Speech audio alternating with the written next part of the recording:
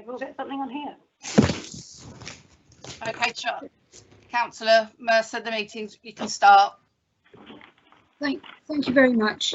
Thank you all for coming on this hot and sultry evening. It's good to see so many people taking interest in local affairs. I'd like to start the meeting by going through the agenda of Planning Management Committee of Wednesday, June 2024. First is the apologies for absence. Thank you, Chairman. We've received apologies for absence from councillors Roger Clitheroe, Jeff Shacklock, Phil Stern and Peter Wathen. Thank you. So just getting our papers sorted out. The next item is the minutes from the meeting held on the 11th of March. I think that wasn't taken to a previous meeting, that's why we've got the minutes of that. But we don't seem to have the minutes of the last meeting. I think it's the beginning of June. Chairman, those will go to the next meeting. Okay, thank you. So can we go through the minutes of the meeting of the 11th of March, please? Is it your wish that they are signed as a true record? Is everyone happy with that? Could you unmute yourselves and just... Aye. Aye. Against or any comments? Okay, thank you very much. We'll take that as they are agreed. Next item is declarations of interest and informal site visits.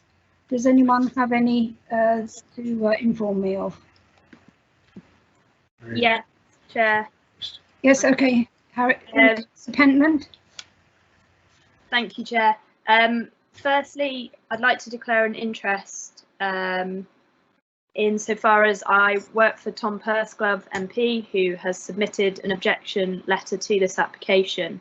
However, I'm coming to the meeting with a completely open mind on this application, and I had no knowledge of the contents of the letter that was sent in objection, and therefore I feel able to continue. Thank you very much. Anyone else? I have an interest as well, but I'll let everyone else come in first. Okay. Yes. Oh, sorry, Councillor Bert Jackson. I have made an informal visit to the Arundel site. I didn't speak to anybody, so no problem. Okay. I do have an interest in that I was involved in the planning policy to do with this site. And so when it comes to the item on the agenda that deals with this site, I will withdraw from the meeting. At that point, the meeting will need to elect a new chairman. Okay, the next item is... sorry, yes? Sorry, Chair. Could I also declare that I did an informal site visit, but remained in my car and didn't personally speak to anyone? Thank you very much. Okay, I'm sure that's noted. Next item is questions by members under Council Procedure Rule 10.3. Do we have any, Charlie? Thank you, Chairman. No questions were received. Okay, thank you very much. Next item is 5. It's Section 106 Agreements and Delegations for Head Planning Services. Can somebody report on that, please? I'm not sure who's going to do that. Chair, there's nothing to report at this meeting on those matters. Okay. Oh, it was on the agenda. Yeah. Oh. There is item 4. But I think there are no extensions requested. So it's just for noting. Okay. Councillor Mercer, please may I just step in for one moment? Yeah. Thank you. Members, I just need to take you back to declarations of interest. And if you can just bear with me, it's been brought to my attention that some of you may have been lobbied about this application coming before you this evening. And you will, of course, be aware that in the interest of transparency and transparent evidenced making decision process, all members who have been lobbied are asked to direct lobbyists or objectors to the case officer and advise the head of planning services or the chairman of the committee of the existence of any lobbying interest. However, for the purposes of this evening, if you have been lobbied, please may I ask you to confirm that you have, and further confirm that for the Management Committee this evening, you come with an open mind, ready to listen to all of the speakers, and that you are neither predetermined or biased as a result of having been lobbied. And I'll need you to do that one by one. It's Councillor Underwood. If we received emails from, say, people like Rupert Rycoll, Councillor Rycoll, is that classed as lobbying? Because all councillors presumably received a number of emails. Is that classed as lobbying, or is it not? If it is, we've all been lobbied. Yes, yeah. For avoidance of any doubt, if you've received emails or written correspondence, then please declare that as an interest and confirm that you're neither predetermined and not biased. Vanessa, can I confirm that I've been lobbied in the same way I'm lobbied for every other application that comes before this committee, but I'm not predetermined. Councillor Wilkes here. Councillor, any other councillors if you'd like to indicate? Councillor Andy Mercer here. I have received emails and letters of a similar nature. Councillor Barbara Jenny, I saw your hand up. Yes, I've similarly been lobbied, but I have not formed an opinion and will make my decision based on the information I hear tonight. Thank you. Councillor Underwood?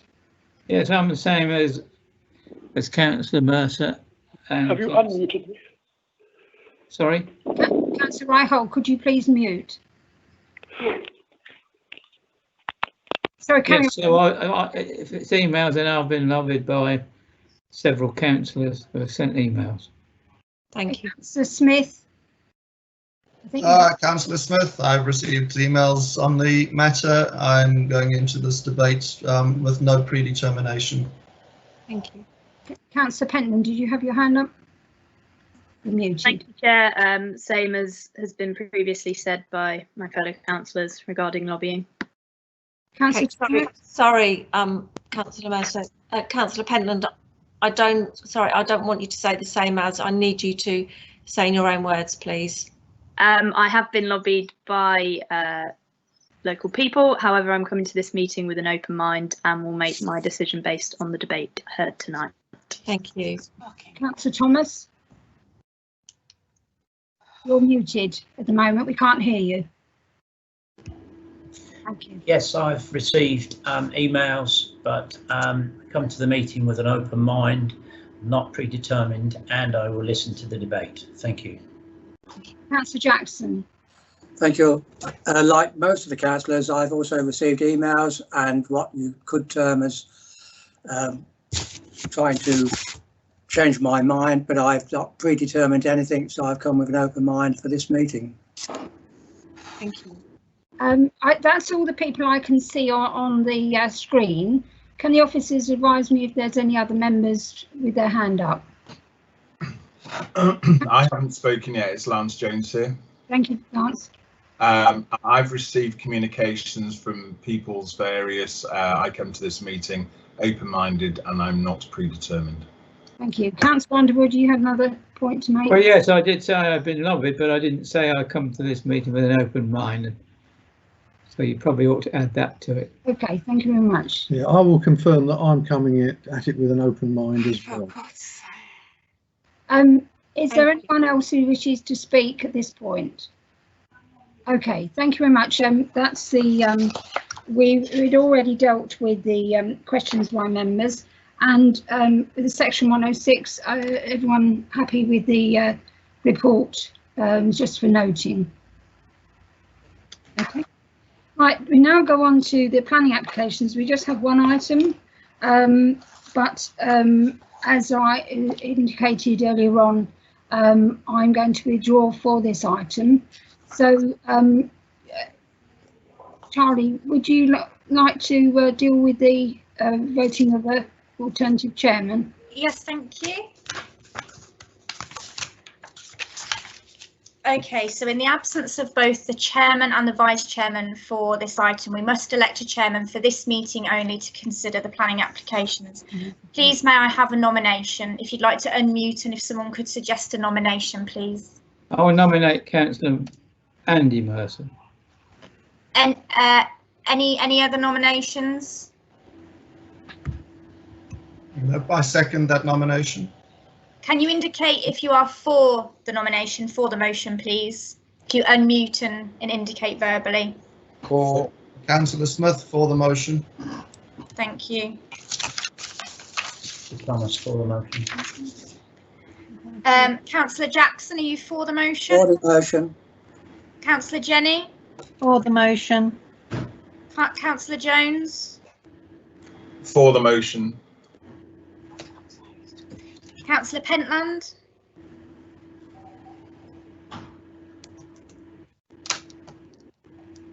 Councillor Pentland? Hello, sorry, my Wi-Fi went funny then. Did you hear the nomination or not? Otherwise, no, it went crackly. Okay. Councillor Smith, if you could just confirm again. For the motion. Thank you. Councillor Thomas? For the motion. Then the motion is carried. And Councillor Andy Merson, if you'd like to continue the meeting as the chairman. Okay, thank you. Right, we're now dealing with application 19/01355 outline for land between St Christopher's Drive and A605. We have received a late submission from Tom Pursglove MP, the MP for Corby in East Northamptonshire. It consists of an open letter, plus included within it is the submission, a copy of the submission that has already been made to all the councillors by the town mayor of Oundle Town Council. Now, since all members received this several days ago, I'm going to assume that they have read it already, because they've been in possession of it, should have been, at least for 3 days. However, the letter from Tom Pursglove, I'm actually going to read out before we move out. It's addressed to Mr. David Oliver, the Chief Executive of East Northamptonshire Council, dated 24th of June 2020, an open letter. Dear Mr. Oliver, replanning application St Christopher's Drive, Oundle, 19/013/outline. As you know, I've been contacted by a significant number of local residents in respect of their concerns relating to the above planning application, which I understand is coming before the Planning Management Committee tonight. As such, I'm writing to formally associate myself with the strong local objections eloquently set out in the enclosed submission from Oundle Town Council, and on those grounds believe this application should be rejected. I also argue that approving this application at this stage would be premature, given the outstanding development site related concerns locally, which I raised in my letter to you of the 10th of February 2020, and which I still believe should be amicably resolved with the town before any further irrevocable decisions are taken, including in relation to this specific application. I would therefore be most grateful if you can ensure the Planning Management Committee are made aware of these objections, and I urge that local wishes are respected in this application refused. Yours sincerely, Member of Parliament. Now, oops, upside down. I would like now to ask the officer to introduce this application. Thank you, Chair. Thank you, Chair. Just to introduce myself, I'm Carolyn Tate, Principal Development Management Officer for East Northamptonshire Council, and I'm the case officer for this application. If you bear with me, I'll just try and load my PowerPoint presentation.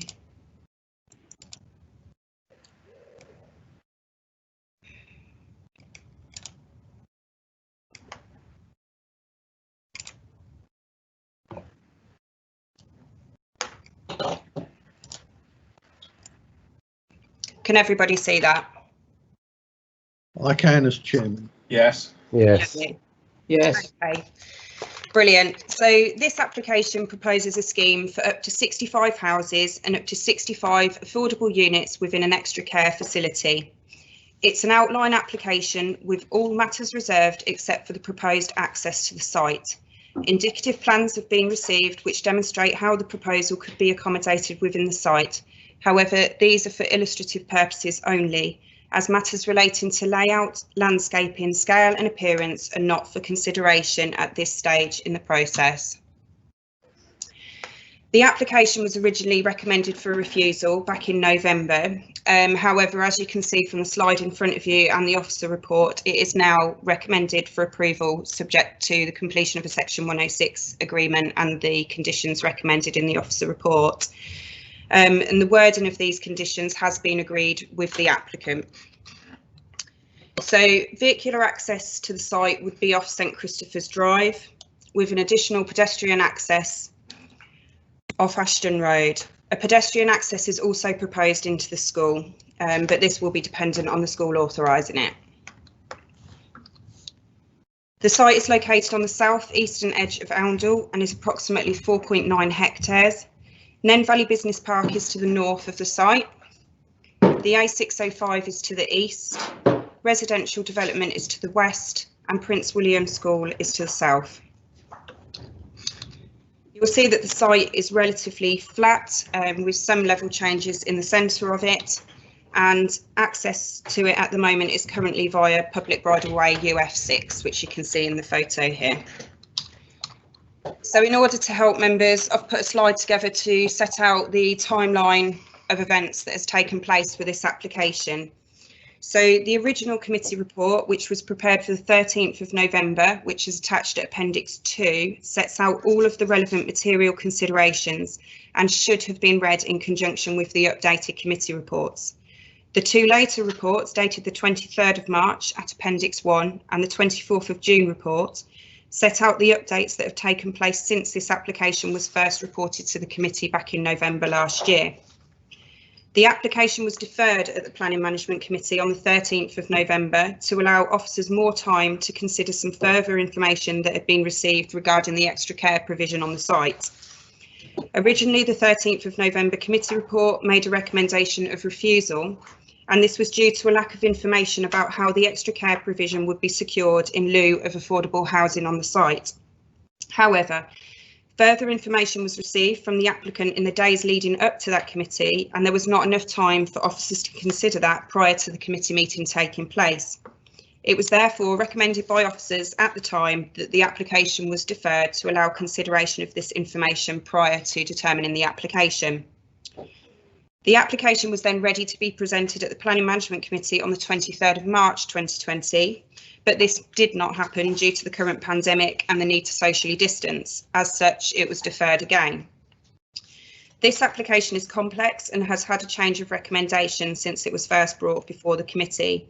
As such, it's essential that the members have read all three of the committee reports in this agenda. I have just mentioned that the applicant submitted further information in relation to the extra care provision, and this is set out at paragraph 1.2 of the 23rd of March committee report, which is page 35 of 166. In addition to this, some further information was submitted following the November committee, which has also been considered, and that's set out at paragraph 1.3. Following discussions with the council solicitor, it has been advised that this information is sufficient to satisfy the officer's original concerns, and a draft Section 106 agreement is in progress, which demonstrates that a policy compliance scheme can be achieved with regards to housing provision across the site. This also means that the recommendation has now been amended from one of refusal to one of approval. The planning policy situation in relation to this application is complex, and officers have sought legal advice during the determination of this application regarding the matter of prematurity, and this has been raised as a concern by a number of interested parties, including the MP, the Town Council and ward members. The matter of prematurity is all set out in the original November committee report. However, since the legal advice was sought, there have been changes to the policy situation, and this is set out in more detail in both the March and June committee reports. To summarise, the adopted development plan consists of the Joint Core Strategy, which was adopted in 2016, and the Rural North, Oundle and Thrapston Plan. East Northamptonshire Local Plan Part 2 is emerging, and the Oundle Neighbourhood Plan is not at an advanced stage in the process and therefore holds no weight in the consideration of this application. On that basis, the council would not be premature to determine this application. The matter of prematurity is therefore no longer a relevant consideration. The site is identified outside of the settlement boundary within the Rural North Oundle and Thrapston plan, but is adjacent to it. The adopted joint core strategy requires additional development to be allocated to Oundle in order to meet the strategic housing requirement up to 2031. There is no opportunity for this to be provided within the existing settlement boundary, and this has been recognised in the draft local plan. In addition, the Planning Policy Committee has endorsed the application site within the draft local plan part 2. There has been some doubt recently regarding the council's housing supply, but it is considered that the council can demonstrate a 5-year supply of housing, and therefore the relevant policies of the development plan can be considered up to date. Full weight must therefore be given to the adopted development plan unless material considerations indicate otherwise. Relevant material considerations also include emerging policy, and in this case the draft local plan part 2, where the application site is allocated for development, should be given some weight. The relevant policy relating to the extra care provision also needs to be considered. There is a need for 366 extra care units within the district up to the period of 2031. Policy 30 of the Joint Core Strategy supports the provision of specialist housing to meet the needs of an ageing population. Therefore, overall, the principle of extra care provision is supported on the site. Members may recall that this site was the subject of a public inquiry back in 2014, which resulted in the refusal of planning permission on the site for up to 95 dwellings. Concern has been raised that this appeal decision is still relevant in the determination of tonight's application. This is covered in more detail in paragraph 7.35 to 7.37 of the November committee report.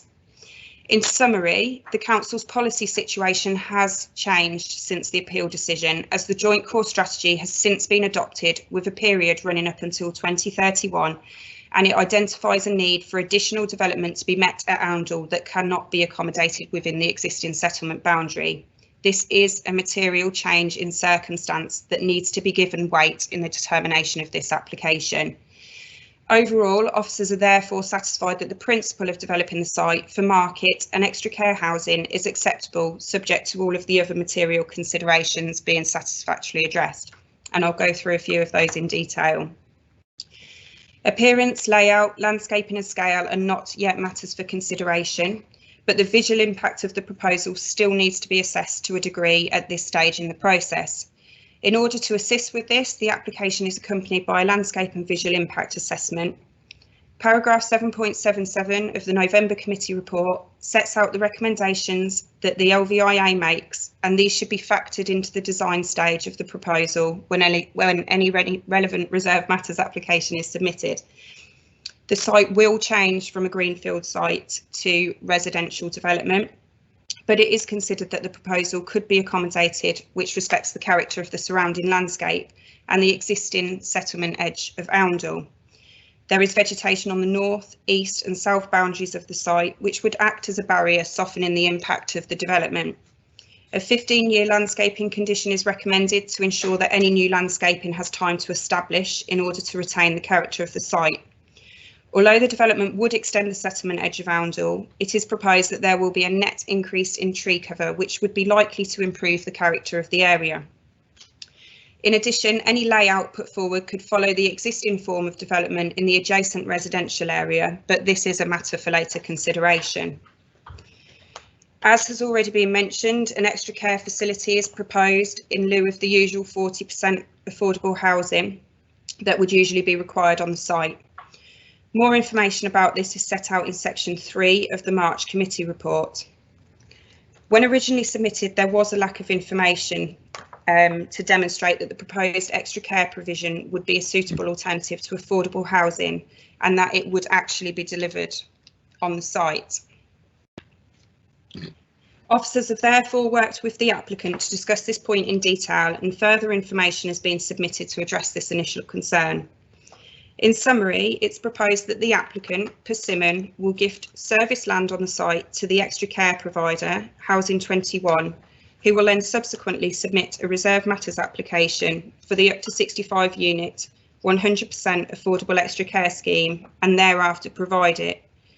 In the event that the registered provider cannot proceed, there will be a provision in the Section 106 agreement to ensure that instead of providing the extra care, a minimum of 40% of the market dwellings proposed will be provided as affordable housing. Therefore, a policy compliance scheme can be achieved in either scenario. Significant local concern has also been raised about the highways impacts of the proposal, and members need to remember that parking layout and the amount of parking on the site is not a matter for consideration at this stage. This application is simply looking at the access into the site, which is off St Christopher's Drive. Highways are satisfied that the proposal would not require a secondary emergency access, and further information regarding this can be found on tonight's update sheet.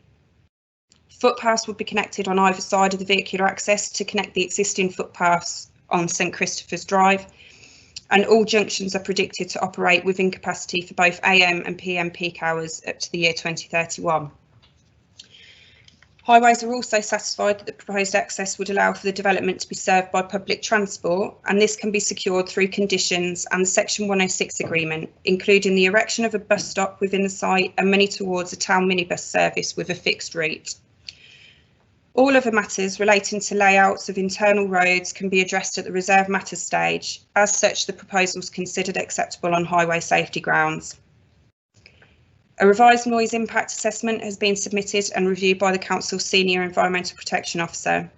In order to ensure that development would be acceptable in terms of noise, it is recommended that 2 conditions are attached to any outline permission that is granted: to secure an acoustic fence to the east of the site, and that any reserve matters application is accompanied by a noise assessment and, where relevant, noise mitigation measures. Officers are satisfied that this would ensure that any future residents would have acceptable living conditions with respect to traffic noise from the A605. All of the matters have been satisfactorily addressed as set out in the original November committee report, and as such it's recommended that outline planning permission is granted, subject to the recommended list of conditions as set out on page 24 of the committee report and subject to the completion of the Section 106 agreement. Thank you, Chair. Thank you, Karen. We've now got a series of speakers who would wish to speak. I'm going to go through them in the order I was given them. The first one is Andrew Marbrook. Are you there, Andrew Marbrook? Hello? Hello, Mr. Chairman. Yeah, you have 3 minutes to speak. Okay, thank you. The proposal to build 130 dwellings raises serious safety issues. The top end of Ashton Road is the only access for the existing 150 dwellings on the estate. Adding another 130 would bring the total to 281. This single entrance cannot be mitigated, and the narrowness of the access road is compounded by street parking. The National Planning Policy Framework directs new developments to provide safe and suitable access for all users, especially for service and emergency vehicles. It is recognised nationally that 150 houses are the safe maximum number of dwellings that should be served by a single access road. Coventry and Nottingham's design criteria state this. Based on Northamptonshire's Fire and Rescue Service guidelines, the single Ashton Road entrance would be unsafe and a second access road is required. I quote from their documents: over 200 dwellings, Northamptonshire highways require a second point of vehicular access on the basis of historic risks associated with multiple incidents occurring. This proposal would nearly double the safe limit of 150 dwellings. If granted, it would break all design and guidance principles and put residents' lives at risk. Considering the issue of street parking, Oundle is very dependent upon this, and this is especially true in the East Road / Ashton Road area, where residential properties do not have driveways. Nearby businesses planning to expand have no additional parking space. Also, the long stay car park is also under threat of closure. Therefore, reducing on-street parking is not an option to improve road safety. Ashton Road, Sutton Road and St Christopher's Drive are only 5.5 metres wide, so parked vehicles create a problem for other vehicles to pass. It's not wide enough to permit a bus service to operate. The first section of Ashton Road has been widened, but vehicles are frequently parked on both sides, reducing this section to a single lane. You'll have seen this hopefully in the photograph sent in. The Fire and Rescue Service gives clear guidance to secure operational response times, and I quote, "On developments where roadside parking is permitted, particularly on residential developments, it can prove difficult for fire appliances to manoeuvre in between parked cars, especially where roads are not particularly wide, as is the case here. The narrowness of Ashton Road with its on-street parking compounds the issue of it being a single access point. The application for outline planning permission should therefore be rejected on the grounds of safety." Thank you, Mr. Chairman. Right, thank you. Next speaker is Nadine Edwards. Once again, you're 3 minutes. Charlie, are you checking the 3 minutes? Yes, I've got a timer going. Thank you. Nadine Edwards.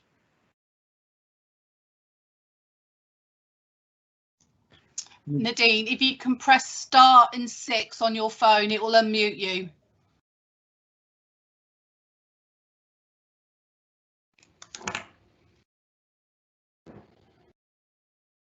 Nadine Edwards. I'll give another 10 seconds and I'll move on and we'll come back. Can you hear me? Ah, we can hear you now. Right, I'm starting from now. An extra care facility is needed for Oundle, but it should be considered on a site much bigger than this one.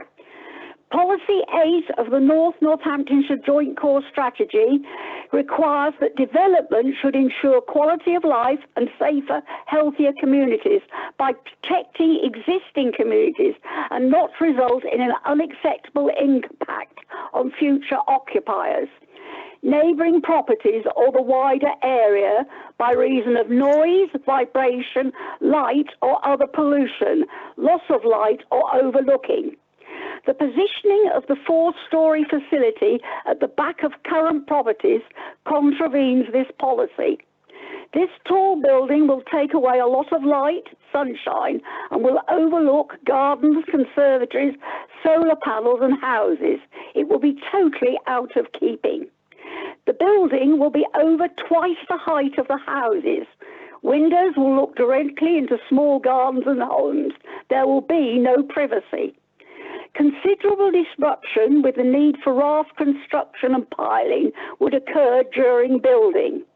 Ongoing, there would be disruption caused by staff coming and going at all hours to the inadequate parking at the back of the building along current house boundaries and by security lighting, lights in corridors and general noise from machinery.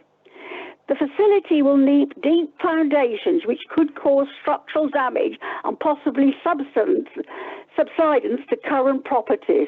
There are likely to be surface water draining problems on this low-lying part of the site. This would be a very busy 24-hour facility generating considerable traffic. There is no residence parking and only one visitor slot per 3 residence apartments. Due to minimal provision for staff, residents, delivery vehicles and visitors parking would be on nearby roads, narrow roads, causing a hazard and increased noise levels to house occupants. Housing 21, the provider, in their brochure say that their homes should be near local facilities, including shops, GP, other services and public transport. The unrealistic and unlikely bus service would mean a long walk for elderly residents into the town centre. The proposal is out of scale to its surroundings and will be the largest and tallest non-commercial building in the town squeezed into a residential area. ENC turned down a 4-storey extension to Abbott House in the centre of Oundle because it was out of keeping. Surely this is similar. Chairman, that's 3 minutes. The developer must make clear what the alternative would be if the care facility did not go ahead, which is likely in the current economic climate, before any outline planning permission is given. Thank you for listening. Thank you. Right, next speaker we've got is Robin Hammond. Robin Hammond? Robin Hammond? Robin Hammond? Hello, Mr. Hammond, can you press star and 6 on your phone to unmute yourself, please? I have unmuted. Right. Can you now start, Mr. Hammond, then, please? Yes. The St Christopher's Drive site adjacent to the 605 has high and ever-increasing levels of noise and air pollution. As a major 60-mile-per-hour trunk route, it is a very busy road with severe tyre noise. Traffic levels are exceptionally high and constant. Annual average daily flow in 2017 was nearly 22,000 vehicles, and the majority of the 10% plus HGVs are large 5+ axle trucks. The traffic levels increased by 18% between 2009 and 2017 and continue to do so. On a normal working day, noise is relentless and intrusive and continues during the night and at weekends. The WHO chart shows that adjacent to the roads, the noise level is 65 decibels. In the middle of the site, 60, and at the back of the site, 55. All levels the WHO considers uncomfortable for living. The WHO recommends no more than 50 to 55 decibels for out in the garden, and for inside bedrooms, no more than 45, or 30 if the windows are open. They class anything above 55, which this whole site is, as a serious annoyance. Nighttime noise is well above the recommended limit. To mitigate against these levels, you need to keep windows shut. Persimmon suggests triple glazing and trickle vents for properties, but most people like to get fresh air by opening their windows. Sitting out in the garden would be very uncomfortable. Persimmon, who carried out the noise testing, did so when the roads were dry and the wind always away from the microphone. If the road had been wet, the decibels would have been considerably higher. They say they made allowance for the wind direction, but it is not in their report. More importantly, the report should demonstrate worst case winds, not average or calm, which it does not. Even in their report, they show a noise peak of 80 decibels at night, which is well above acceptable. They say that mitigation such as an acoustic barrier is required, but then say, as do WHO, that it will be useless. ENC are allowing development without it. The A605 has large numbers of diesel engine vehicles. There is mounting evidence that air pollution affects lung development in childhood and triggers COPD. Long-term air pollution exposure, where there is proximity to roads with heavy traffic, is associated with COPD. The MPFF directs that planning decisions should prevent new development from being adversely affected by unacceptable levels of air or noise pollution. North Northamptonshire Joint Core Strategy 2011-31, Policy 8, also requires new development not to be adversely affected by unacceptable levels of noise That's pollution. 3 minutes. Okay, can you please The site would have significant livability constraints. We should not be condemning residents to live with this excessive noise and pollution when there are better sites in lovely rural settings. Thank you. Thank you for letting me have 10 seconds extra. Right, the next speaker is Oliver Winbolt. Oliver, Mr. Winbolt, are you there? Mr. Winbolt? Yeah, hi, can you hear me? Yes. You have 3 minutes. Okay, thank you. As an Oundle resident, I feel strongly that while I accept the need for new housing in our town, granting permission for developments that contain serious flaws will create long-term misery for the existing residents and new residents alike. My concerns relate to drainage, and I have the following 5 points to make. Foul water drainage. The advice given by Anglian Water to developers contains in Appendix D of the flood risk assessment, the FRA. It says that 30,000 litres of foul water storage should be provided by the developers on site. The developer's drawing 979-00-01, revision E, shows no such storage. The existing foul pumping chamber has insufficient capacity even today, and the developer's scheme will make a bad situation worse. Point number 2, site levels. Section 222 of the FRA states that the proposed site levels will generally mimic the existing site topography with localized changes to enable the construction of site infrastructure.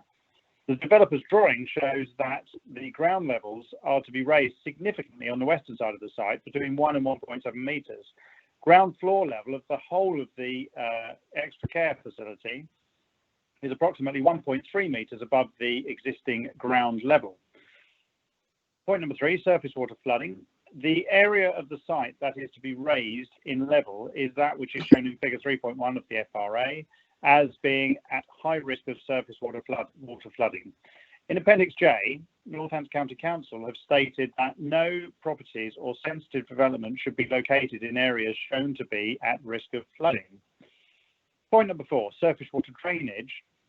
In addition to the localised risk of flooding caused by the raising of the site levels, the FRA identifies the site as a valley route for surface water runoff from the land to the south and west of the site. The land to the south is mainly comprised of playing fields for Prince William School, which would no longer have a natural drainage route should this development go ahead. And point number 5, the attenuation pond. The FRA states that this is a worst case design that will be satisfactory irrespective of what unproven ground conditions are found to be. This is not the case. If the site is sand and gravel, as it's thought likely, and groundwater level is at a shallow depth, then the attenuation pond shown on the north of the site could be completely ineffective for large parts of the year, as it would be full of water before any significant weather event. So in conclusion, I do not consider that the FRA has adequately dealt with the drainage risks present on the site. Thank you very much. Thank you, Mr. Wimbo. Right, now, Councillor Ian Clark of Oundle Town Council. Hello, can you hear me? Yes, we can. You have 3 minutes. Thank you very much. Dragons, I'd like to give you the chance of coming on board my new business venture on the ground floor. With seed capital of £65,000 to get my new Oundle cut price bus company up and running, I think I could be onto a winner, with 130 families and old people about to move into town, many of whom will have no space for their car. The plan: buy a second-hand minibus from eBay, 10 grand, insurances, licenses, £1 a year, servicing tyres, another £1 a year, fuel, £100 a week, £5.5 grand a year, driver. To keep costs low, I'll offer just 2 services a day, close together, so we only need 2 hours work at £10.55. 6.5 grand, let's say 8 with pension costs. If I run it as the Highways Authority suggests, connecting to the X4, it could mean a 14-hour day, which would cost over 45,000 a year, and I just can't afford that. Annual cost, 15 grand. So I can run lunchtime services only for nearly 3 years before my seed capital is, okay, that's fine, because this is where you as ENC Dragons come in. If you could sub me a replacement eBay bus every few years and a chunk of my operating costs each year, as you do with a Call Connect bus to oh no, hang on, you stopped funding that in September last year. Councillors, the thought that £1,000 sum per house, seemingly picked from thin air, could pay for a long-term, guaranteed, connected, reliable, affordable bus service to make this estate sustainable and meet your core strategy of a nodal shift away from car usage is, as we all know, I'm afraid, laughable. There's no visible condition for anyone to ensure the service runs for 5, 10 or even 20 years. The estate has car use or global warming built in all over it. This is not the only issue that's poorly thought out. The Suds attenuation pond has its safety concerns with no clear picture of how high maintenance costs will be paid for. Many railway houses had costly disruptive piling and rafting construction issues. Surface water drainage problems are likely to cause high insurance costs for residents. But highway issues sweep the board. A reliance on tandem parking, a cycleway shown with no continuing right-of-way heading right into Prince William School's security fence. Highways' request for a bus operator to confirm that they could get access through the narrow 5.5 metre wide road remains unanswered. Without it, Highways said, and I quote, they would have to object to the proposal given the walking distances to the nearest alternative bus stop. And very dangerously, there's no written confirmation from Northants Fire and Rescue that the development is accessible with a fire appliance. Persimmon has a poor track record of completing projects. If you were Dragons, would you back them to tie up these dangerously loose ends? And if not, why should you back it as councillors who represent us? Thank you. Right, next is Councillor Tony Robinson of Oundle Town Council. I believe he's the town mayor. Hi there, it's Tony Robinson. Can you hear me, please? We can hear you. Yeah, okay, thank you. Right. This evening, I want to summarise the problems that this "will sort it out later" report says, where everything is either dismissed or put off for later. You have over 100 documents to study. It's complicated, but fundamentally, the issue is this is a very poor site with access, noise, water and space issues. Nothing in the report says that these have been corrected. The paper presented effectively says, trust us, it will be okay. The Highways report says that the fire and rescue have not responded, although somebody earlier said they had. So they couldn't, in the earlier situation, settle the bottleneck issue from East Road. No assessment has been made of the 1 kilometre route from North Street with cars parked on either side. Removing this parking, as said earlier, will give us problems in the town. No assessment has been made of the pedestrian route, which is down to a single 1.3 metre wide footpath in places. No agreement from any bus company has been granted. The proposed school entrance will bring more traffic onto the site as it becomes a drop-off point for non-residents. So the basic condition of access cannot be made in this outline planning application. Further, there is no plan for foul water drainage.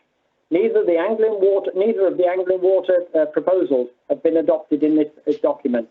That was the full length of Ashton Road main sewer or the massive underground storage tank. Houses are shown to be built in the surface water flood zones, despite 2 reports saying they should not. 2 estates in Oundle have had big foul water drainage infrastructure problems over the recent years, costing residents years of anguish and thousands of pounds. Another estate has had to find space for a massive increase to its subs facility. The road noise here is horrendous. This is the main east-west trunk road from Peterborough. The developer's noise report says that at least 10 houses and the children's playing area will be unsatisfactory. This only gets worse when allowances are made for wet roads, wind direction and the increase in traffic. The requirement for a bus service has been established, yet, as you've heard, there are no financial viable plans for this to happen. The extra care home is tall. It doesn't mimic the existing housing, as said earlier, and a very limited parking space. No residential parking and only 1 visitor space per 3 apartments. With no bus and in the impossible 1.3 metre wide footpath, the town centre will not be accessible to the residents. Just because this is an estate of essentially low-cost homes, it does not mean that people have to live in these deplorable conditions. Thank you. Thank you, Councillor Robinson. Right, next we have the first of the ENC ward members, Councillor Philip Stern. Are you there, Philip? Councillor Stern? Can you hear me? We can hear you now. You have 3 minutes. Thank you, Andy. Good evening, all. I'm Councillor Phil Stern, one of the ward members for Oundle. And I have several items that I've asked the members to ask the officers so that they get a proper answer to the questions which we haven't been receiving to date. The first area that we ought to talk about is the access, which has been discussed by previous guys and much better than I could do. Why do we now have plans with only 1 access where we have seen plans for 2 accesses before now, and we were told that if there's over 200 homes on a particular single road, there has to be a second entrance to allow for emergency vehicles, etc. That's just disappeared. So everything goes through one entrance and exit, which I don't think is anything like good enough. Secondly, public transport's been mentioned by several, so I won't go into detail. But at the same time, I don't think we should pass an application on the basis that we'll let the developer decide what it should be and do it afterwards. I don't think that's good enough. So I wouldn't say we should pass this particular application on that point. Moving on from that, most importantly, the debate should relate to the sustainability and suitability of the site for development. It's one of the outline reasons that we should be looking at. As a district plan has not yet been formulated, it is unlikely to be in place before ENC's closing date, and we still have the existing plan, that is the RNOT plan with the joint core strategy attached to it. Surely the district plan is losing weight daily, and the RNOT plan is existing and therefore ought to be given more weight as we go along. This site is not in the RNOT plan.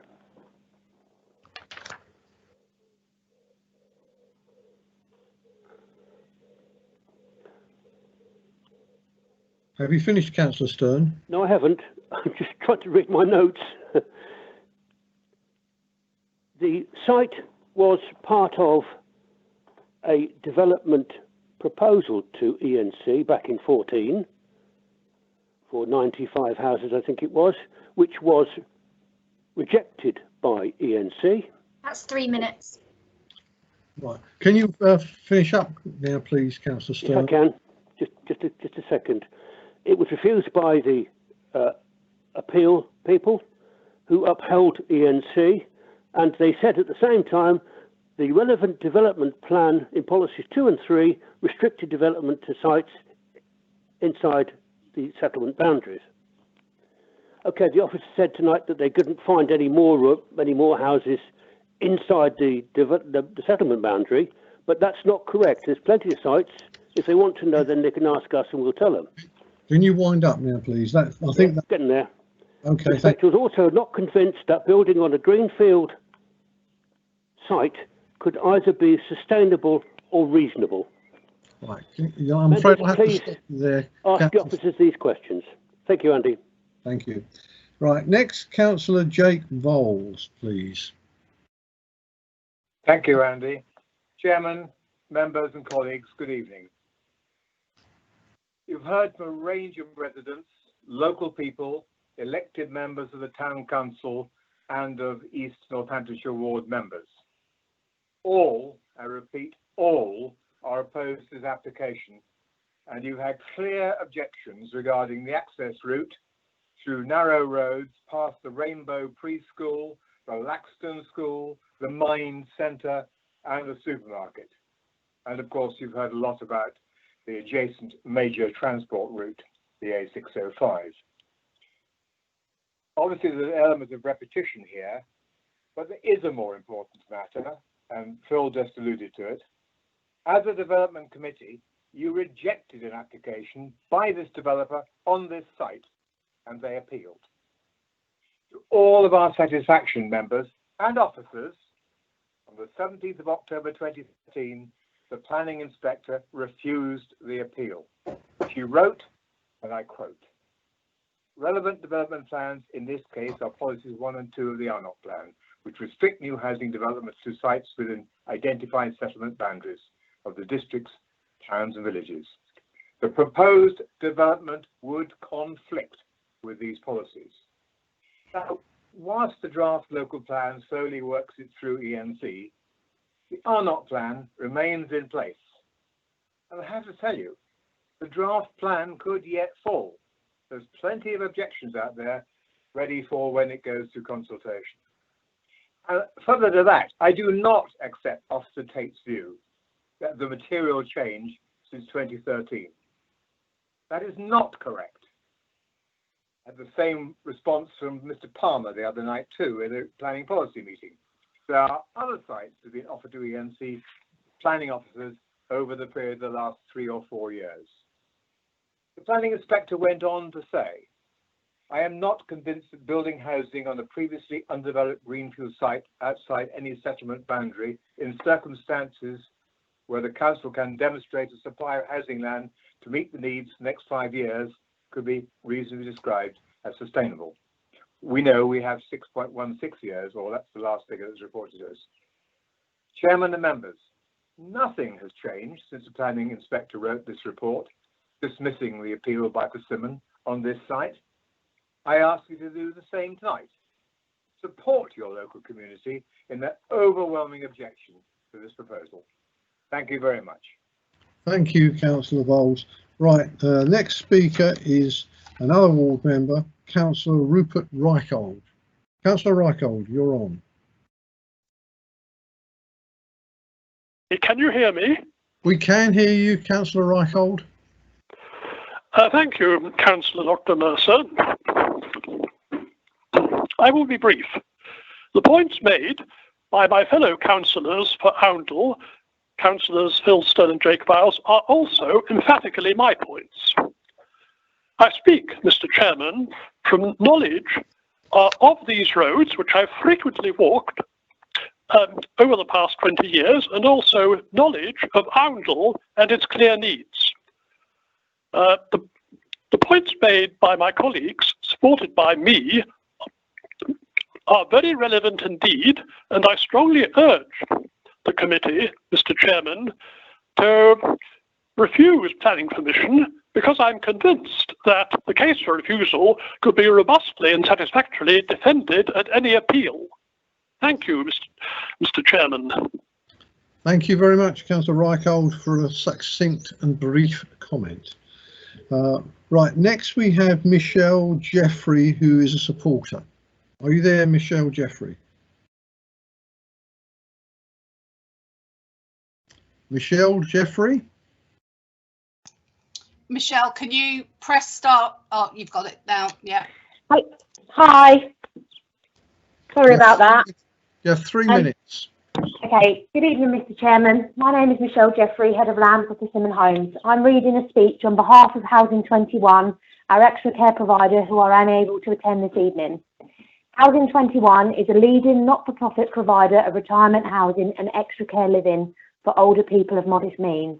They operate in nearly 200 local authority areas, managing around 20,000 properties and providing around 42,000 hours of care each week. Housing 21 is the largest provider of extra care housing in the UK, and they currently own and operate 135 facilities in England. They have a very strong track record developing new schemes, including Foxfields in Northampton and St Edmund's Court in Peterborough. They currently have 18 projects under construction, and their target is to develop 800 new units each year, most of which will be extra care. In 2019, Persimmon approached Housing 21 about this site in Oundle. Housing 21 carried out an analysis of demand and an assessment of the location itself and determined that the site is very suitable for an extra care facility. According to the 2015 North-Northants Strategic Housing Market Assessment, 366 new extra care units are needed in East Northants by 2031. This scheme will make an important contribution to meeting this requirement. Housing 21 have instructed Saunders Boston Architects, and they have produced an initial drawing for a 65-unit scheme, which is made up of affordable rent and shared ownership. The scheme was presented to Housing 21's Development Steering Group in December 2019, and approval was granted to proceed, subject to outline planning permission being granted. The extra care facility will provide a range of communal facilities as well as individual flats, which will enable residents to maintain their independence while receiving any care they require within their own home. It is an alternative to residential care, which has benefits in terms of health, lifestyle and cost. Due to the level of additional facilities within the building, the delivery of the extra care scheme requires grant funding from Homes England, and the land must be gifted from Persimmon via the Section 106 to ensure eligibility for Homes England grant funding and to ensure it is viable. With regard to next steps, they have set these out in a flowchart that has been distributed. In conclusion, Housing 21 believes this proposed extra care scheme will be of great benefit to the people of Oundle and surrounding villages. It will fulfil an important strategic need identified by the district and will enable older residents to live independently even if they have care needs. Housing 21 has an established positive relationship with North Hants County Council, and they look forward to working with East North Hants District Council on nominations, care commissioning, the promotion of the scheme and its successful operation in the longer term. Thank you, Chairman. Thank you. The last speaker is Anne Dew of Persimmon Homes. Are you there? Ms. Dew? Hello? *6. Thank you. Can you hear me, Chair? We can hear you now. Okay. My name is Anne Dew and I'm speaking for Persimmon Homes. I wanted to start by thanking the local authority and community for engaging with us on these proposals. The current site is a housing allocation in the emerging local plan, which has recently been endorsed by Planning Policy Committee. Independent assessment work commissioned by the local authority put the site as the #1 preferred housing site in Oundle. The site is an ideal opportunity to provide more homes in a sustainable location for people who wish to stay and move to Oundle. It has excellent connections to footpaths, schools, open space and other amenities. The scheme includes a 100% affordable extra care facility. This level of affordable housing goes above and beyond the requirements of local policy and addresses the strategic priority for an extra care facility within the district whilst meeting the needs of an ageing population. The need and desire for an extra care facility in this location was expressed at pre-application stage by the local authority, and this view was endorsed through public consultation. Whilst detailed designs of reserved matters, we have worked with the urban design officer to locate the extra care facility to ensure good integration with the rest of the site and the wider community. Its location is within close proximity to the proposed bus stop and respects residential amenity with scope for appropriate offsetting and boundary treatments. On technical matters, there are no objections from any statutory consultees, subject to conditions and detailed matters that will come forward as part of the reserved matters. Access is to be considered as part of this outline application, and it is important to note that the Highway Authority support the proposed access from St Christopher's Drive. There's no objections from environmental protection on noise grounds, and there are no drainage concerns from either Anglian Water or the Flood and Water Management team. Provision of the extra care facility will be secured through the Section 106 obligation, details of which have been agreed by both parties' solicitors, as is detailed in the comprehensive report to Planning Committee. We have worked with you. Please continue to work with us. The scheme is fully policy compliant and is consistent with the aspirations of adopted and emerging local policy. Therefore, it is concluded the application should be approved without delay, consistent with the requirements of local and national policies which seek to facilitate the delivery of sustainable development. Thank you. Thank you. That is the last of the public speakers. Right now, I'm going to ask the councillors to introduce each themselves before we actually start the member debate. So I'll go around. Can I interject at the moment? In the chat, Caroline has just asked if she can address the members before we move to the speakers from the members. Okay. Oh, hang on. Okay. Well. Okay. Caroline can. Yes. Okay. Thank you, Chair. I just wanted to let members know that we have a number of officers here this evening available to help in answering any questions. So we've got Mandy Dennis, who's our Senior Environmental Protection Officer. We've got Michael Burton from Planning Policy, and we've got Carol Conway from our housing team. I'd also appreciate it if I could just respond to a few inaccuracies in the speaker's comments. I've just made a note of a few things. So what members need to consider is that this is an outline application. So we are looking at the principle of development and the access. There's no detail being considered at this stage. An acoustic fence would be provided. And a condition is in the report recommending that. There are no objections from statutory consultees subject to the recommended conditions. There have never been two accesses proposed into the site. The only access has ever been off St Christopher's Drive. The previous appeal decision, as mentioned in my introduction to the application, it's not the same situation as what it was before. There is a significant change in the material considerations relating to this site. So if anybody has any questions about the appeal situation, Michael Burton is here to respond to that. I also need to clarify that the neighbourhood plan carries no weight in the determination of this application. And I think I've covered the main points there. Thank you. Thank you. Right, Councillor Dudley Hughes, would you wave to the audience? Thank you. Councillor Burt Jackson. Sorry. Sorry, Chair, it's Vanessa. Please may I interrupt? Okay. Councillor Hughes, can I ask what time you joined the meeting, please? You're muted, Councillor Hughes. Can you unmute? Yeah, about 7:15. After the business beforehand had been done. So you can confirm you've heard all of the speakers? Yes, yes. Okay, thank you. Thank you, Chair. Thank you. Councillor Burt Jackson. Yes, Mr. Chairman. Okay. Councillor Barbara Jenny. Yes, present. Thank you. Councillor Lance Jones. Yes, Mr. Chairman. I'm Councillor Andy Mercer. Councillor Jill Mercer is not taking part in this item. Councillor Harriet Pentland.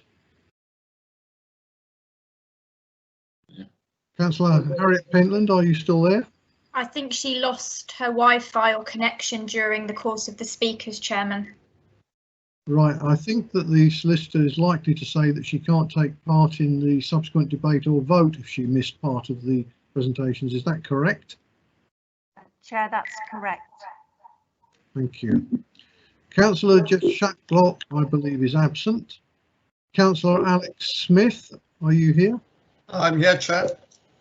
Councillor Phil Stern was one of the speakers. He's not part of this meeting. Councillor Peter Thomas, I believe you're there as well. Can you wave? Thank you. Councillor Robin Underwood, I believe you're there. Hi, Chairman. Councillor Peter Wattham, I've not heard from so far. Is he present, officers? Chairman, he gave his apologies for this meeting. Thank you. Okay. And Councillor Lee Wilkes, I believe you're present as well. Here, Okay. Chairman. Right, I'm going to go first of all to Councillor Barbara Jenny, who is going to introduce this item from the point of view of the members. Barbara, would you like to unmute yourself? I am unmuted, thank you. Before we start, Councillor Hughes wasn't present at the beginning of the meeting when we all made our declaration that we had not formed any view in view of lobbying that we received from outside. Perhaps he needs to make that now before we continue. I'm pleased to do that, Councillor Mercer, the Chairman. I've not formed any opinion at all about this yet. Okay, thank you.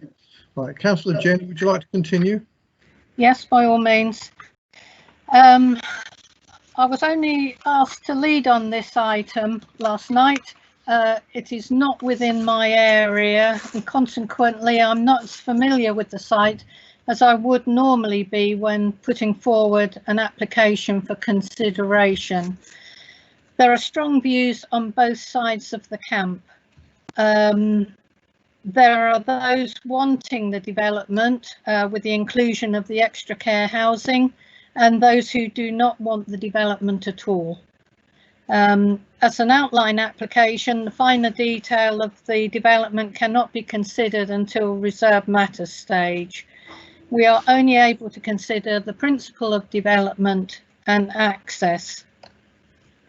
Members have received submissions on both sides of the argument.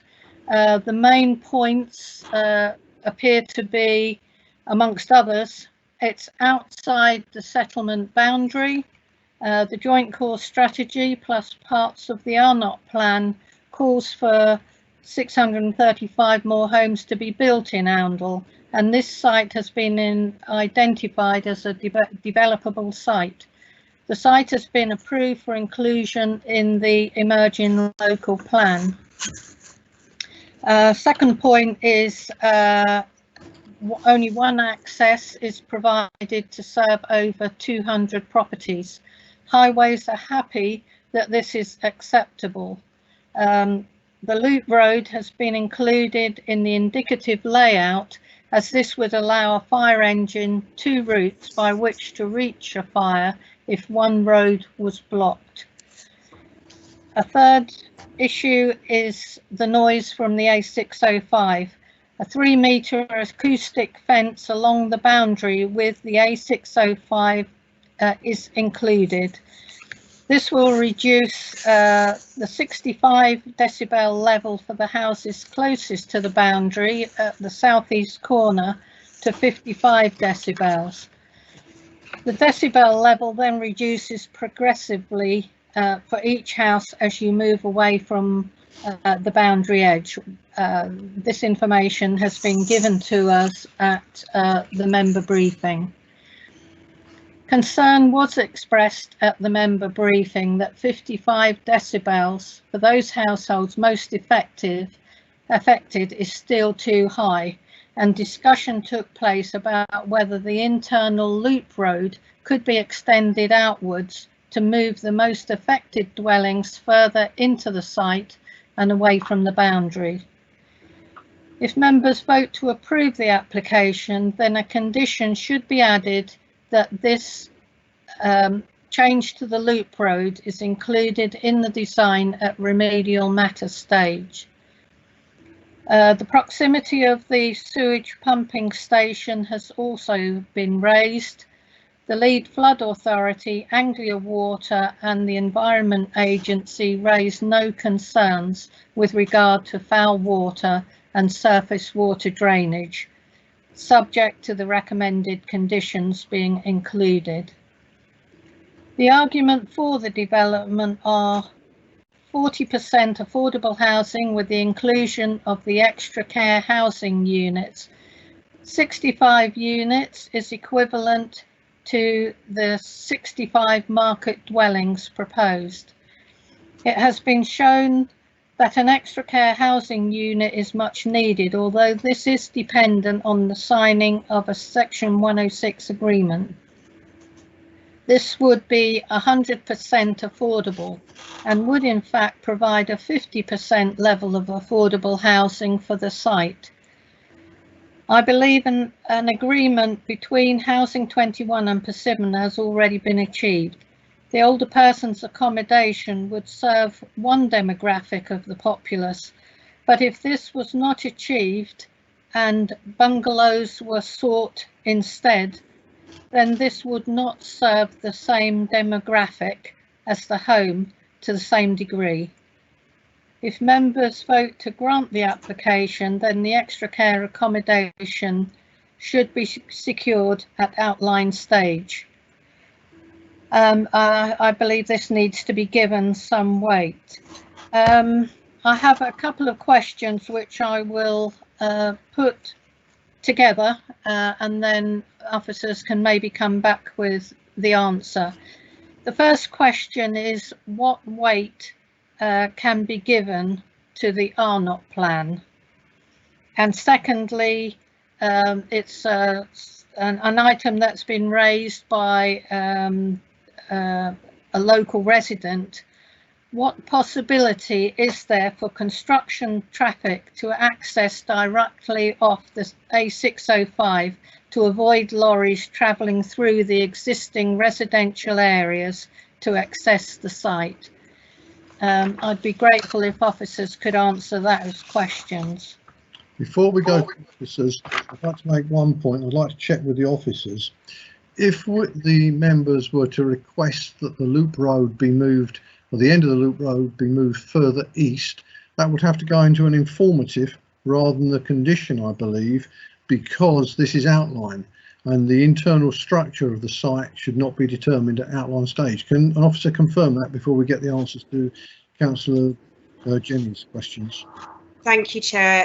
I can confirm that you're correct, that it would have to be an informative rather than a condition, given that it's a matter for reserved matters stage in the process.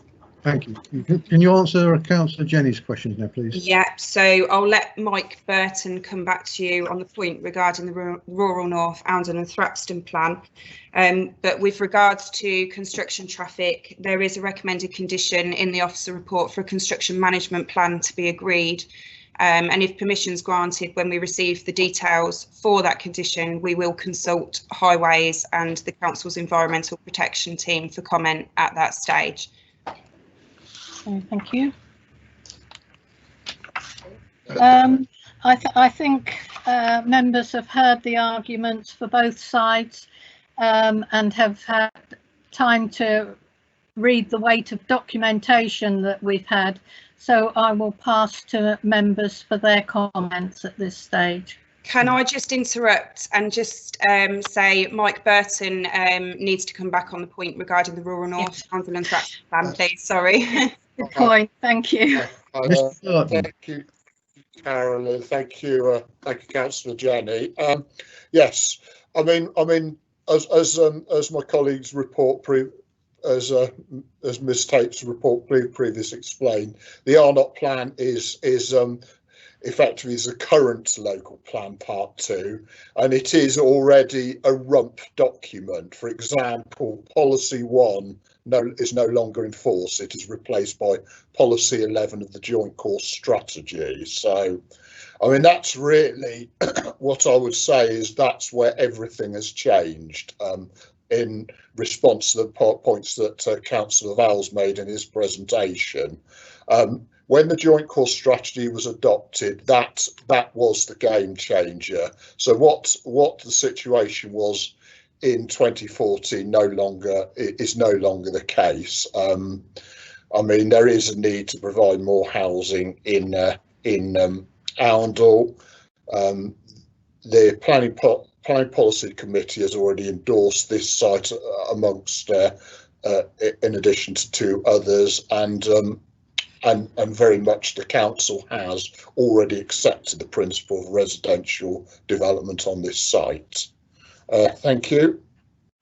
Right, next, can we go back to members now? Councillor Dudley Hughes, you're first after the initial presenter to give us your take on this application. At the moment, I have very little to say, except that I think a noise barrier against the main road does not prevent the air pollution, and to have houses with their bedroom windows open above a noise barrier in any case presents a real health hazard to young people.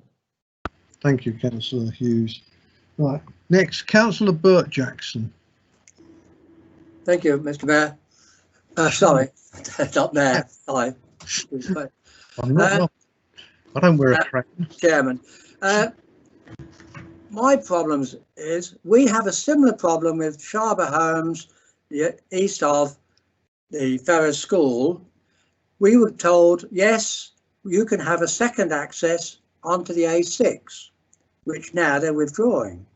Also, they said you could have a second access into the Ferrers School, and the Ferrers School immediately said no way. And this is what concerns me about the Prince William School. Will they at a later date say, sorry, we will not give access, a second access into the school? So of course, as far as I'm concerned, that is balancing. I'm sort of 50-50 at the moment. So now I'll leave it to the rest of the councillors to. Thank you very much, Councillor Jackson. Right, next, Councillor Lance Jones. Are you there, Councillor Jones? Yes, I am, Mr. Chairman. So, can you hear me, Mr. Chairman? I can hear you, but I can't see you. Do you want to see me okay? I'm not fussed either way.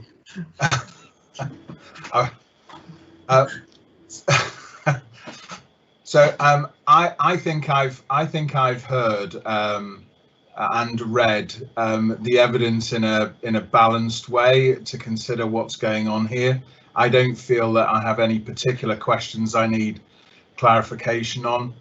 This appears to be a clear case for development, and that there are clearly local concerns, but one ultimately will have greater weight than the other.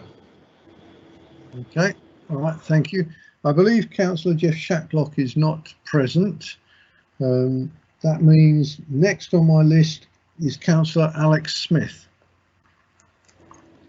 Thank you, Chair. I don't have too much to add. My main concern is just around the single road access in down St Christopher's Place. It does raise a lot of concerns in my mind. The principle of development on the site, I have no problem with. The care home, I think, would be a great addition to Oundle. I think it's something that's really needed and would be well utilised. My only concern would be the access road being a single access road for both the houses, the care homes, plus the existing infrastructure that is there. I'll listen to the rest of the debate and see what comes up. Thank you, Chair. Thank you. Councillor Peter Thomas, you're next. Let's hear your views. Thank you, Mr. Chairman. Yes, I am concerned about the access to this site. This is something that often comes up with proposed developments. I just wonder if there is any opportunity for other accesses to this site that could be looked at. That's my question to the officers. Thank you. Before we move on to other members, I'll give the officers an opportunity to respond to that. Thank you, Chair. Just to respond to that point, I'd just reiterate that the local highway authority do not object to a single point of access to this site. We also have to consider that the access being proposed is off St Christopher's Drive. It is not up to us to suggest alternatives where the local highway authority do not object to the proposal. Thank you. Right, next, Councillor Robin Underwood. Thank you, Chairman. I have two thoughts on this application. To be honest, I'm not very happy with it. Last time the Environment Health Officer referred to an application in Thrapston. I eventually found that application in Thrapston, and in the middle of the application it said it's impossible for any attenuation to get down to 55 decibels. So that would actually apply to this application. Right, second point is that the World Health Organization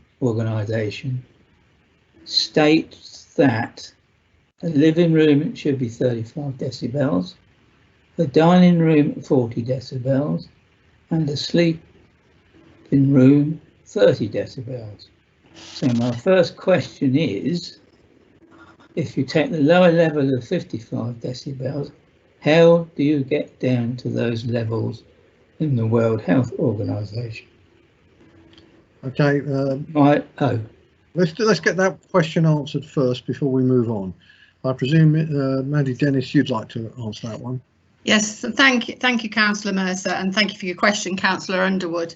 The modelling has been done based on the noise levels from the road at the moment.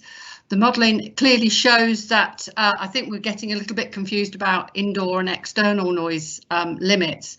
World Health Organization guidelines do recommend 50 to 55 decibels. Please bear in mind that this is an indicative layout, and as such the houses that are in the southeast corner may not be there in the future. But if you look at the noise contours that were supplied to you in the acoustic report, it's clearly shown that the further away from the road you go, you do actually achieve 50 to 55 decibels in the gardens. So it's up to the developer to put forward a scheme that would actually meet the requirements of the World Health Organization. With respect to internal noise levels, again, in the acoustic report, they have given us some options for acoustic mitigation to bring the indoor levels down to the guideline levels. That is acoustically treated windows, trickle vents and similar, orientation of the houses, layout and the internal layout of the houses, so that you have non-sensitive rooms faced towards the road, such as kitchens and bathrooms, with the more sensitive rooms such as bedrooms and living rooms at the rear and on the quieter facade. There has also been a recent, in a lot of cases, windows will have to be kept shut to achieve good indoor noise levels. But there has been recent appeal decisions that we cannot refuse an application on the fact that people have to keep their windows closed to reduce the levels of noise, providing there is sufficient means for rapid ventilation of the property. I trust that answers your question, Councillor. Yeah, can I come back a minute? Before we go back to Councillor Underwood, I've got a quick question on that. Are there any appeal decisions that post-date the arrival of the COVID-19 pandemic? Not that I'm aware of, Councillor Mercer, no. Okay, thank you. Councillor Underwood. Yes, I mean, I would just like to ask the officer a question. As most people know, the rating of the decibels is the log-log scale. Correct. What would it be if it was equivalent to a linear scale? Because obviously, you know, 65 to 55, it's a small number. But if it's linear, I suspect it's probably down about 50% of what the figure is. I'm unsure what your question is, Councillor Underwood. You're quite correct in that the decibel scale is a logarithmic scale. I'm saying what is it if it's a linear scale? Because I don't know how many members know it's a log-log scale. It looks a small difference between 65 and 55. What I'm saying is, if that was a linear scale, what would the difference be if it was linear? I don't think I can answer that because it's not a linear scale. It's a logarithmic scale. With logarithmic scales, and I don't know the maths. No, I'm afraid I don't either.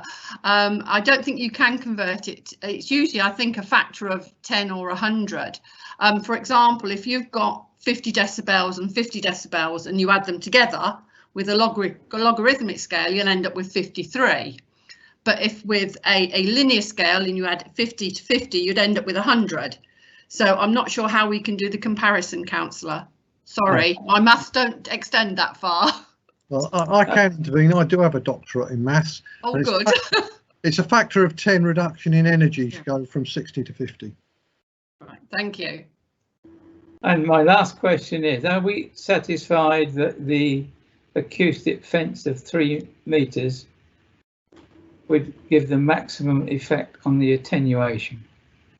Yes, I did ask the acoustic consultant to model various heights of acoustic fence up to 4 metres and down as low as 2 and 2.5 metres.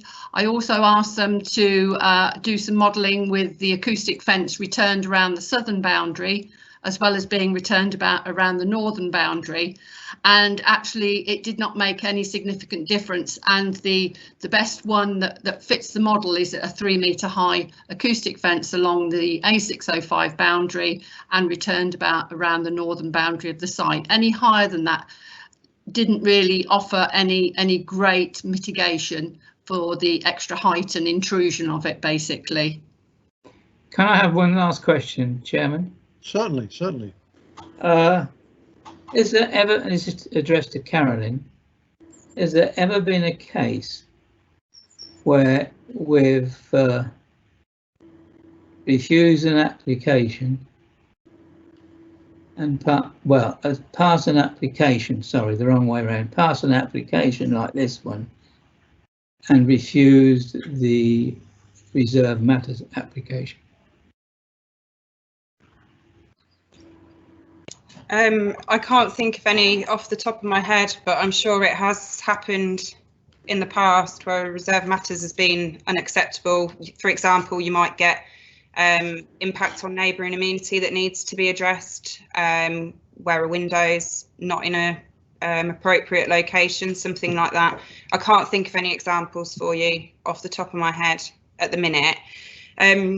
I'd also like to just come back on an earlier point as well. Again, just a reminder that the layout is not for consideration at this stage with regards to noise, and that the scheme is for up to 65 dwellings. So that does allow flexibility at the reserve matters stage to reduce those numbers should the noise assessments come back and demonstrate that houses can't be designed as appropriate in certain locations within the site. Thank you. So summing up, Chairman, we could, I'll just say could, refuse the reserve matters application having passed this one. Is that correct? That is correct, but it would be unusual, I think, is the accurate answer. Right, next I've got Councillor Lee Wilkes. Thank you, Chairman. Chairman, I find these applications are odd. So all matters are reserved except for access. And yet we are given an indicative plan. It's for up to 65 houses. It's not for up to 45 or up to 35. The developer wants to get up to 65 houses on the plot. It's reserved matters except for access, but we are given a noise assessment report. And the reason that we're given a noise assessment report is because there are concerns about the noise on the site. Personmen are suggesting triple glazed windows, people having to keep their windows closed to try and keep below WHO limits. So whilst it's reserved matters except for access, we obviously have to consider what is achievable on the site. Now, there's been a comment that the houses in the southeast of this site may not actually materialise. Maybe they won't be there because they're going to be too noisy. But of course, if the houses in the southeast are removed, then how, or even if, is it possible to achieve the loop road? The loop road that the local highways authority absolutely require, because there are over 200 properties served off a single road. So I have two questions, really. The first question is, have we actually heard back from the fire and rescue services? Have we had a comment from them? Because it seems to me that we really do need to know what their opinion is on being able to get fire tenders to this site. And my second question is, Councillor Jenny, when she presented this, mentioned that with the 3-metre high acoustic barrier, the site had managed to come within or under the 55 decibel WHO limit. But actually, I need clarification of that, because on the noise assessment report that I'm looking at, with a 3-metre high barrier, a number of those houses would see gardens fall in the 60 decibel area, which is above the 55 maximum WHO recommended limit. And in fact, inside of the 60 decibel, well inside of the 60 decibel limit are the children's play areas. So can I just have clarification? With a 3-metre high fence, are we saying that the entire site is under the WHO limits? Thank you, Chairman. Can I pass that to Mandy Dennis? Yeah. Thank you, Councillor Mercer. Thank you, Councillor Wilkes. Yes, I mean the contour lines on the acoustic report show what can be achieved with a 3-metre high acoustic fence. The rest of the mitigation will be based on the design and the layout of the houses. As you say, those houses in the southeast corner may not materialise. Again, it is only an indicative layout. But as you see, if you look across the contour lines, the noise levels do reduce across the site. There are certain parts of the site that are undevelopable for residential use, but the further away from the road you go, the more developable the land becomes. So I think we're saying that certain parts of the site certainly cannot be used for residential use, but other parts of it certainly can, with if we use good acoustic design. Chairman, sorry, just before my second question is answered, can I just come back on that and I'm probably being completely thick here. So just for clarification, I'm looking at the indicative plan, which shows the loop road that the highways require. We are saying that even with, I think what Officer Dennis was just saying, even with the 3-metre high acoustic barrier, there are parts of this site, including the parts that are shown indicatively as having houses and the children's play area, and of course the loop road itself. Those areas are above the WHO limits. Can I just, that is what you were saying, is it? Yes, Councillor, that is quite correct. If you look at the contour lines, especially a strip of land immediately adjacent to the A605 that has, even with the installation of a 3-metre high acoustic fence, they are still above the 55 decibel limit that the World Health Organization says should not be above for garden areas. I'm not that familiar with noise levels in playgrounds, I'll have to admit that. So, but that is something that we would look at reserved matters. And again, I do reiterate, this is an indicative layout, and as such, houses may well be placed in various locations when we come to reserved matters.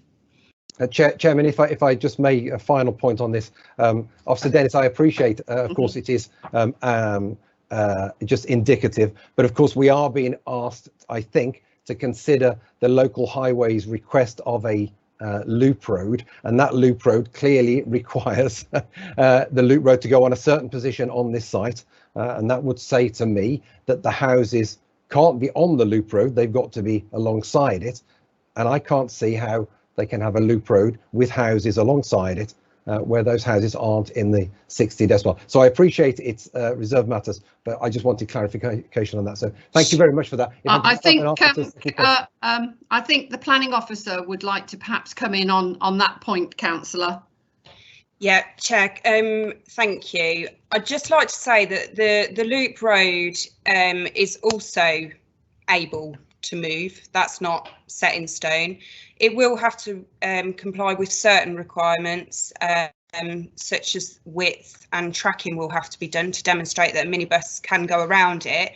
But the layout of that loop road is not for consideration at this stage. We are not looking at the layout of the site.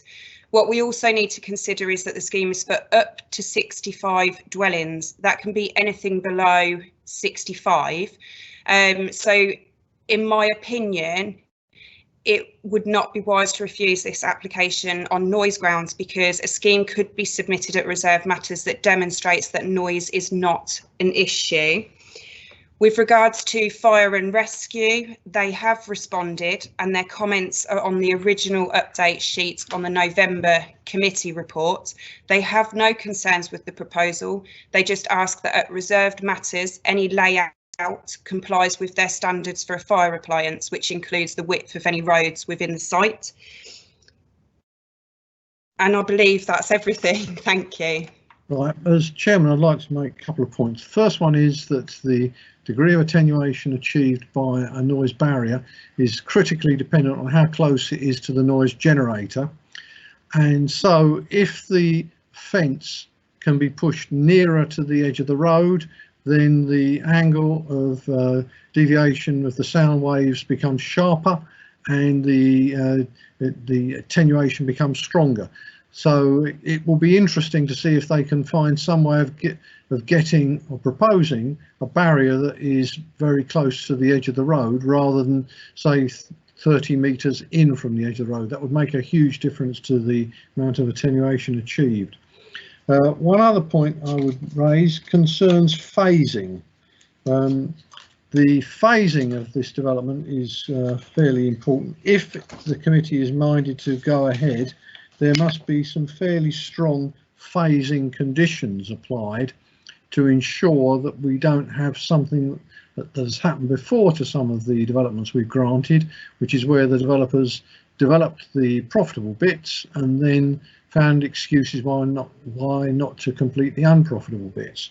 Now, I understand that the proposed section 106 says that if the 65-bed extra care home affordable dwellings don't go ahead, then there has to be 40% affordable homes amongst the market housing, but that would need to be strengthened so that the affordable homes are built at an early stage and in proportion with the market homes, so that there is no temptation to build the market homes and then discover that the rest of the site, for instance, is undevelopable.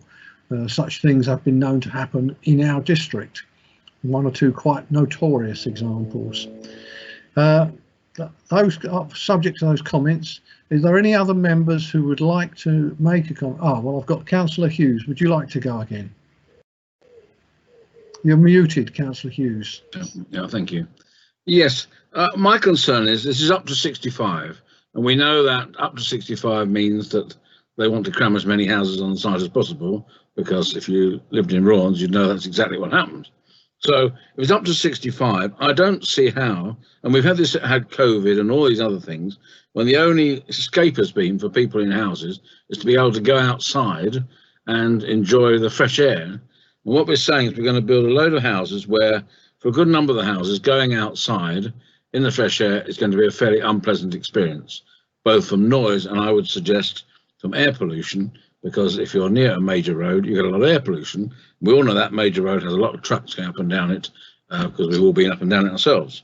So I do feel that actually what we're doing is cramming a load of houses in without much concern for the residents who are going to live in them in terms of the conditions of the life they're going to have. And I'm not sure that's what we should be doing. Okay. Are there any other members? Could I just come back to Councillor Hughes on that, Chair, please? I will let you. Thank you. The air quality has been mentioned by a number of people, and the applicant has submitted an air quality report which indicates that there should be no significant adverse impact on the local air quality because of the development, or the people who actually live in the development will be subject to any adverse impacts from air quality as well. I think that was something that was mentioned by a number of people, but I'd just like to ensure that an air quality report has been submitted to demonstrate that that's not shouldn't occur. Thank you, Chair. Okay. Chair, could I also come back to a previous point? Councillor Underwood earlier mentioned where we may have refused a reserved matters application following the grant of outline planning permission. We did have one that went to committee fairly recently for the site off Midland Road in Thrapston, which initially had outline planning permission for up to 75 dwellings. We received a scheme for 75 dwellings on the site, and it was refused by the committee members for creating a form of overdevelopment. This was then dismissed at appeal, and they subsequently submitted a revised reserved matters application where they included 65 units. So I hope that gives you an example of where we have refused reserved matters in the past. Okay, thank you. Councillor Underwood. You're muted, Councillor Underwood. We can't hear you, Councillor Underwood. I realise that. Sorry, Chairman. There's been a lot of discussion about the access, and I believe what the Highways has said. Is it possible, as we did in an application in Royston, but the application was approved on appeal, to have a safety audit conducted to see what is possible or not possible? Is that because safety, if the safety audit stage 1 says it's not suitable access for whatever reason, then the whole application falls? Can I put that to the case officer? Yeah, I'll just reiterate the point that Highways are satisfied with the proposal. A road safety audit isn't necessary at this stage in the process. Would a road safety audit be appropriate at reserve matters? Yes. Right, I think that answers that one. Any other members who have additional points they would like to raise before I ask for a proposal? Right, in that case, I go back to Councillor Barbara Jenny. Thank you, Chairman. It's a very complex application, and members have quite rightly expressed concern. It's delicately balanced, but I feel that probably the balance is going towards granting. Can I just ask officers or the legal officer, before we make a formal proposal, what the chances are of an appeal being lost if we granted or we refused and it went to appeal? I think likely the officer will say it depends what reasons you gave for refusal. Thank you, Chair. Can you all hear me? We can, yes. So if the committee are minded to refuse, they will obviously need to support that with reasons for refusal. And at that point, I'm able to say, would be far better able to say the prospect of success of an appeal on that. But without those reasons, and at this point, I can't myself see reasons, but of course the committee will decide itself. But if you're minded to refuse, we will need those reasons from you, and I'll be best able to respond in more detail if we come to that point. Yeah. Okay, so, thank you. Well, Councillor Jenny, if you're going to propose refusal, then we will need yes, I understand that. Yes. Okay. It was a question because I feel that the decision is a very finely balanced one, but I think that the way members are going, that they feel the case is made for granting, and I would therefore propose that we grant, but subject to the additional conditions that were suggested during the course of our considerations. One related to the acoustic fence, another one was, I think, Mandy Dennis suggested a noise assessment, and the bus service secured by condition. So I would, if the proposal is seconded, I would suggest that the chairman and chairman of the committee formulate the precise wording of the proposal. Can I just come back on those points, that the conditions that you mention are actually in the committee report. They're already included in there and they have been agreed with the developer. With regards to the minibus provision, that will be secured through the Section 106. The Section 106 will be negotiated and finalised at the same time as the decision notice is issued if it is voted to grant. Right, there's been a proposal. Is there a seconder for that proposal? Sorry, Chair, I'm sorry to interrupt at this stage. Can I just make it clear that if there's a resolution to grant, that resolution is subject to the completion of a Section 106 agreement, and that will need that in the wording. That's what I just said. Thank you. And of course the conditions are set out in the committee report. Yes. Thank you. Is there a seconder for that motion? I'm up to second. There is a proposal and a second. I'm going to go round the committee and ask each member which way they vote on it. Okay? Right. Start off with Councillor Dudley Hughes. Abstain. Okay. Councillor Bert Jackson. We can't hear you, Councillor Jackson. Sorry. Grant. Okay. Councillor Barbara Jenny, you've proposed it, so that means you're in favour. Councillor Lance Jones, you've seconded it, so that says you're in favour. As chairman, I'm waiting till the end, if necessary, a casting vote. Councillor Jill Mercer is out. Councillor Harriet Pentland's out. Councillor Jeff Shatlock is out. Councillor Alex Smith. For the proposal. Chair. Councillor Phil Stern is out. Councillor Peter Thomas. Abstain. Okay. Councillor Robin Underwood. I'll abstain, Chairman. Councillor Peter Watherton is out. Councillor Lee Wilkes. Against. Right. The officers can count that, but that's a clear vote in favour. The decision of the committee, therefore, is to grant, subject to a Section 106 agreement being successfully negotiated and subject to the conditions in the officer report. I therefore hand back to Councillor Jill Mercer Well, can you say what the score was? I think it was 6-1? Chairman, it was 5 for the motion, 1 against the motion and 2 abstentions. Yeah. Well, I was chairman of the item only, so I will now reside to be replaced by Councillor Chiltners. I have to say, Correct. Carry on. I have to say, I think there were 3 abstentions. I thought it was 3 as well. I certainly heard 3. And also, the only vote that wasn't counted was yours, Councillor Mercer. I don't think you put your votes to the committee. It was an abstention unless I needed to do a casting vote. Okay. Are the officers happy with that count? Sorry, I'm just going to interrupt. There were 3 abstentions on this. I've recorded it. So that is, Councillor Hughes is correct. 3 members abstained. Well, plus the chairman who didn't get to vote, which makes 4.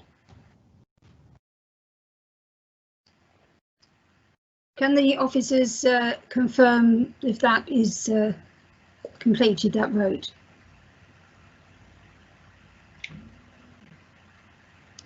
Charlie Christmas. Yes, beg your pardon. Yeah. Subject to the amendment, yes, Vanessa, the solicitor, has stated the extra abstention, which I've clearly missed. But aside from that, yes, it was still the same vote. So I think there's no more needed to be said. Now I will just close the meeting at 8:21 and thank everybody for their attendance. Before members log off, but after the meeting is closed, may I just say something before you all log off, please?